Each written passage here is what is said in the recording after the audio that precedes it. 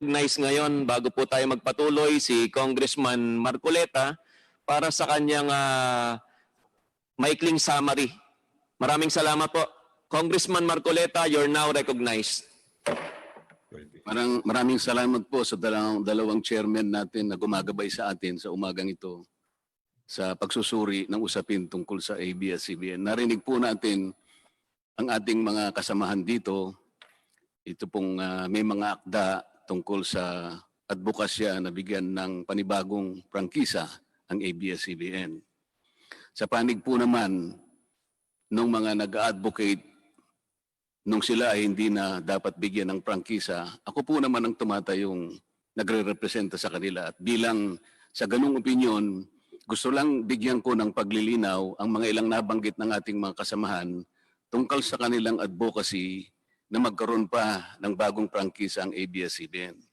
Nabanggit po ng isa nating kasama na ito pong mga aligasyong aking sinabi nung nakaraang linggo, at ganito po ang kanyang pagkakasabi, no legal basis in law and in fact. Mr. Chair, ako po makikiusap sa ating mga kasama na sana ay iwasan ng ganung mga panalita sapagkat kung sakasakali man yun ang interpretasyon ng inyong kasama rito, this representation, mabuti po siguro na galangin natin ang bawat isa. Kung paanong ako ginagalang ko, kung ano po ang opinion nila, magalangan naman tayo sapagkat in the final analysis, only the Supreme Court will have the final say in the controversy as to the constitutional issues that we are about to tackle today. Nabanggit po yung mga pagtulong ng ABS-CBN na naman. Ang ABS-CBN ay nandoon kapag may sunog, may baha, may lahar, pagputok ng bulkan at iba't iba pang uri ng kalamidad na kung saan nakatutulong ang ABS-CBN. Wala pong aagaw sa inyo nito. Ang inyong pong pagtulong ay mananatiling kasama po ng inyong kasaysayan hanggang saan man tayo makarating. Hindi po yun ang punto. Uulitin ko po, ang punto natin dito, ang gagawin pong nating pagtulong sa ating mga kababayan sa lahat ng pagkakataon ay kinakailangan nating ilagay sa lugar. Wala pong magandang pagtulong, walang magandang ibibigay sa ating bansa kung ang pagtulong po ay gagawin natin sa pamamagitan ng paglabag sa ating mga batas. Ito lamang po. Mr. Chair, just point of order. Sapagkat ako po, Mr. Chair, nasa akin po Congresswoman ang... Franz Castro, the floor belongs to Okay, just Congressman a Marcoleta. point Please of give order, him Mr. Chair. the Kasi po proper dito award. sa agenda natin, wala naman po nakalagay dito ng summarization ng nung ginawa natin. Yung Congressman, pong sinasabi po ni Marcoleta, ni Congressman Marcoleta, ay parang sa interpellation na lang po niya, isabihin. Kasi Congressman, nabigyan na natin po siya ng Franz Castro, pagkakataon session last suspended. time.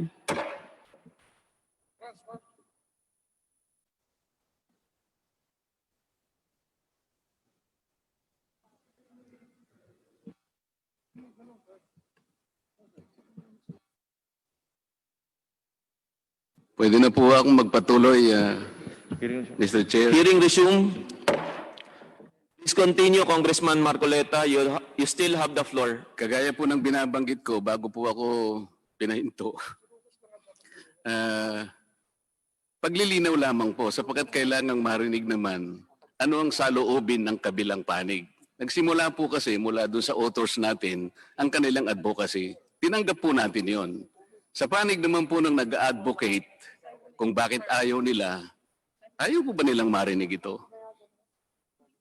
Natapos po ako doon sa pagsasaysay ng mga pagtulong at wala naman pong debate ron sapagkat sabi ko nga, ito'y matatala sa kasaysayan ng ABS-CBN at walang sino man ang makakaagaw nito. Ito'y magiging alamat para sa kanila. Wala pong issue doon. Ang tinatanong lang namin, gagawin po natin ang pagtulong. Bakit hindi? Pero masarap po ang tumulong sa kapwa kung nakalagay po lahat sa batas. Ito po, binanggit pa po yung press freedom. Hindi po kasangkot ang press freedom. Bakit po? Ang pinag-uusapan natin dito, prangkisa. Ang ABS-CBN po, merong radio and television broadcast. Ano po ang issue doon? Yung prangkisa ng frequency. Hindi po, wag po nating ikukumpara sa print media. Ang print media at saka broadcast media, hindi po pareho. Wala pong prangkisa ang print media. Wala pong prangkisa sa tinta at saka papel. Nagkataon po, yung frequency, ito po'y pag-aari ng Estado, limitado ito, kinakailangan nating i-allocate. Kaya po nire-regulate ng Estado. Yun lang po ang issue doon. Meron po isa sa kanila nagsalita. Kasi po, nabanggit, kung ikaw ay hindi nag-comply sa batas, huwag kang magpalabas. May nagbanggit po, baka naman merong kumumpas para huwag magpalabas. This is a very serious inference, Mr. Chair. Sabi ko nga po kanina, dapat wala po yung ganon. Ang totoo po, wala pong kumpas. Si Speaker Alan Cayetano, hindi po kumpas. Sa ningas po ng kanyang mga pakiusap na kinakailangan lumabas ang totoo para sa kapakanan ng taong bayan. Kaya lang po ako nagsalita. Hindi po kumpas. Yung ningas ng advocacy ni Speaker Cayetano ang pinanindigan ko at naging lakas ng loob ko para isiwalat ang nalalaman ko tungkol dito. Ikinumpara po yung PDR kanina sa ticket ng karera. Alam po ninyo kung pagkakapareho lang sa totoo, yung kabayo.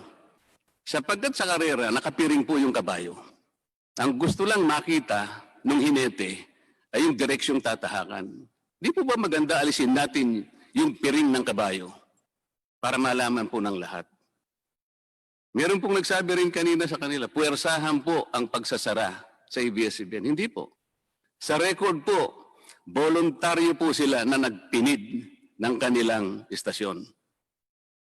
Yun po, wala pong nagpuwersa sa kanila. Kung talaga pong lalaban sila sana sa korte, hindi sila nagsara. Tama po na naman si Speaker Cayetano. Kasi po, kahit na po kayo makareceive ng cease and desist order, wala naman po halimbawang court order na kinuha. Kahit na po sinong tao siguro pupunta sa kanila, bakit kami magsasara? Meron ba kayong court order? E di dapat nilaban nila. Nagboluntaryo po silang magsara. Meron pong nagsalita kanina na meron siyang resolution to act without delay, proposing another 25 years. Mr. Chair, mga kasama, mga kababayan, ang prangkisa po, sinabi na natin, is a special privilege. Wala pong iniwan sa isang taong nanliligaw, isang binatang nanliligaw. Maring karapatan po niya ang manligaw. Hindi mo maikakaila sa kanya yon. Ngunit kapag meron na po siyang napusuan, hindi niya po pwedeng sabihin sa kanyang, sagutin mo ako sa ganitong pagkakataon o sa ganitong mga panahon. Hindi po. Kinakailang suyuin mo po siya eh. Tayo po, hindi tayo sinusuyo eh. Alam po ninyo sinabi ng ABS-CBN, inupuan natin ito eh. Napakaraming masasakit na salita. Is a franchise a demandable right? Sa totoo po, Mr. Chair, mga kababayan, kahit wala pa pong pagkukulang halimbawa ang ABS-CBN, nasa constitution po natin, pwede pong alisin sa kanila kung ito po ay sasagot sa pambansang kagalingan. Nandyan po. Kahit hindi ka lumabag, sapagkat ito po ay isa lamang privilege. Kaya po kung sasabihin natin, to act without delay, baligtad po ang nangyayari, Mr. Chair. Napapansin po ba ninyo at maring napapansin ng ating mga mamayan? Tayo na po ang nagtatanggol eh. Wala pa po akong nakita na talagang masigasig ang ABS-CBN. Tatlo po kasing standards ang dapat nilang ipakita. Kung ang pag-uusapan ay prangkisa, are they legally, financially, and technically qualified? Sa mga susunod nating pagdinig ito, makikita po natin. Congressman Ngayon Marcoleta, po, ito Congressman po, Marcoleta, reminder lang po, paki-wrap up na lang po. Ito po, mag-wrap up na po ako dito. Ito pong nabanggit uli yung mga manggagawa. Kagaya po ng sinabi natin, nakalulungkot po talaga ito. Ang Congress po nakikipag-sympathize sa kanila. 11,000 workers.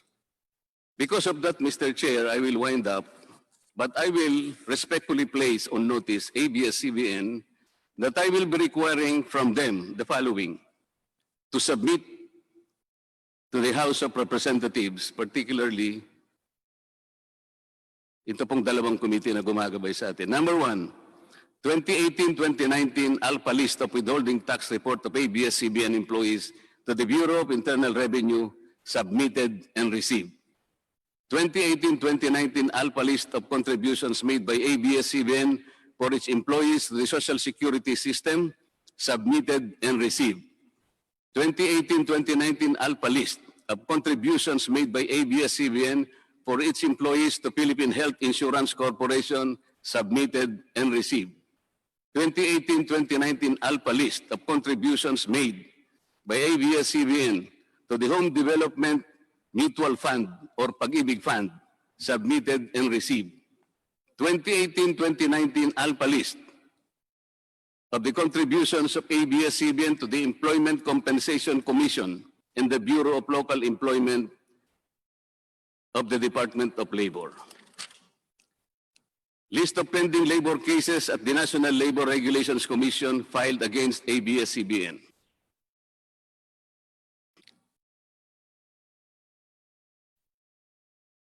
Magkakaalaman na po tayo kung totoo po talaga yung 11,000. Kung hindi po nila isasubmit, Mr. Chair, I will ask the offices I mentioned here, subpoena duces tecum ad testificandum. Maraming salamat po, Mr. Chair. Thank you.